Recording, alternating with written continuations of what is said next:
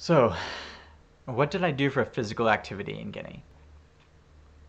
Besides working in my garden, which gave me huge triceps by the end of my 2 years, just from the hula hoe, and also I carried a bunch of rocks, and every day I was carrying like 10 buckets of water to water my plants. That was the main physical activity. The second one, I actually hired a carpenter to build weights for me and to build a bench for me too. Total disaster. I got recommended this guy because he had done some work for my principal. The guy ended up being drunk, spent all of my money. I couldn't arrest him because my Peace Corps boss said, well, if you get him arrested, then you're basically saying you're the white guy who has to punish these people, and that's really bad for you. And I was like, wow, thanks for sticking up to me, boss. I mean, I guess he was sort of right. I mean, at the end of the day, it was like $50 loss, but at the same time, it was my fucking money. And and it was work that I had demanded done, and I was said it would be done by a certain date, and it wasn't done. So I had to get someone else to. Actually, had to force him to do it, and it was still shitty. But I still ended up with weights, and I would do some exercises in my house. They were just it was just wood and concrete, though I had seen in some of the major cities that people had got like a junk metal and kind of welded it together to make their own sort of weights, which I thought was a great idea. I just didn't do that. Hindsight, you know. The third activity that I did a lot of was biking.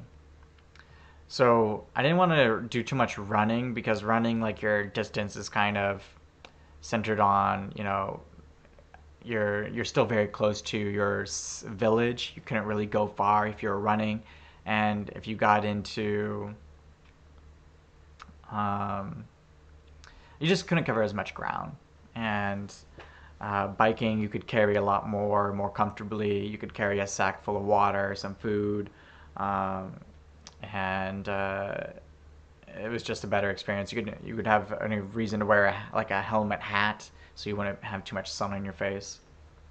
So I biked.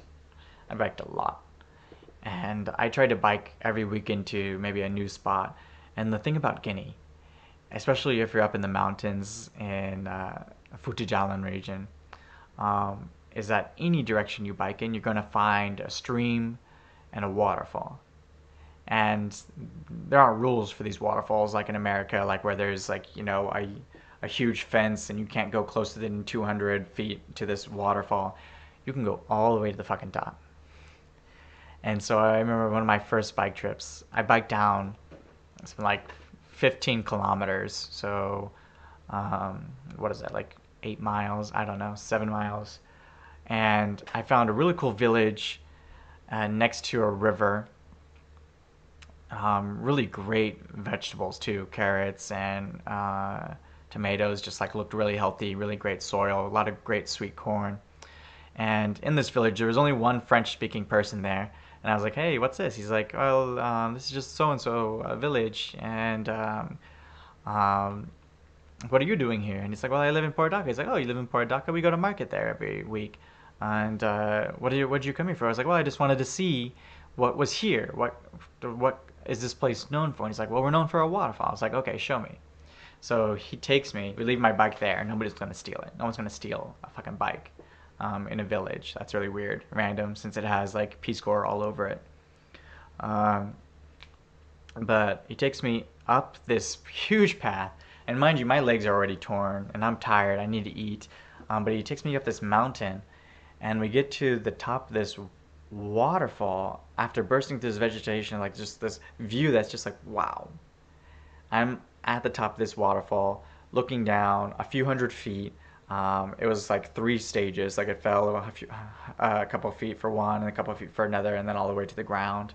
And just a beautiful view that went cut between two different mountains, or two different hills, I suppose, not mountains. And I'm like, wow, this is crazy. Like I'm at the top of a waterfall. I've never been at the top of a waterfall. And I felt a little unsafe. There's like the water is rushing a little fast. I look around, and there was another young man over there who was actually just taking a bath in this waterfall. And right away I was like, wait. You can take a bath here? He's like, yeah, guys take baths here all the time. It's just a great spot. I was like, well, I'm gonna take a bath. So I took a bath on top of this beautiful waterfall overlooking this valley. And that's an experience that, I don't think I could really have in too many different places in America, at least. There's just so many restrictions. Um, but bike trips like that were pretty common. I would bike, so I went to that waterfall quite a few times. I even spent the night there. After with that French-speaking guy, we just became friends, and I spent the night there. I brought them food and seeds too, just from the market because they might not have had those same things. Uh, I would bike to Gongori, where Shane Hogan, another volunteer, was, and um, it was just like really great exercise because one time I biked to his place, spent the night, and then we biked to this Chinese bridge. And, in developing countries, people are terrible with directions. They're always like, oh, it's just a few miles. It's just a few miles. Just turn right, turn left. We were going to go from this village, his village, what we thought was going to be maybe 18 kilometers to get to this Chinese bridge.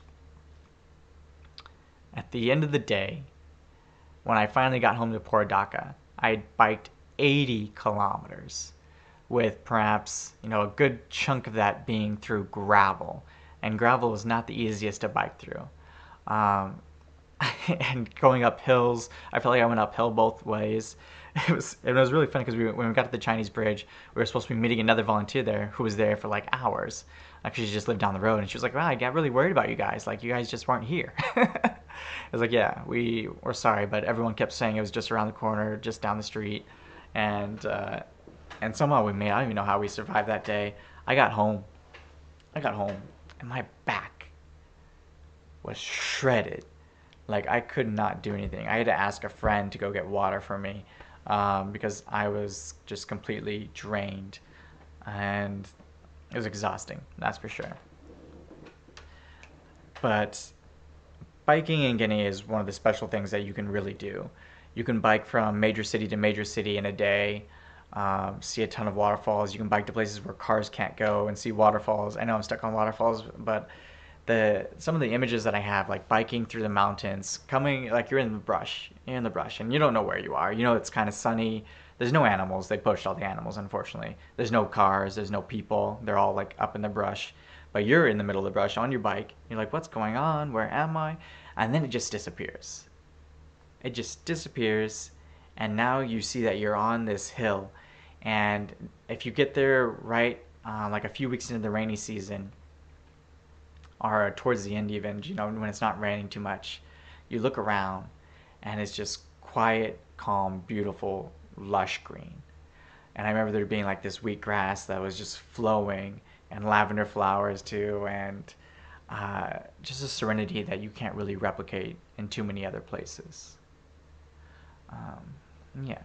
So I think biking is a really special thing you can do in Guinea, and I would encourage you to take it up. Okay? Bye.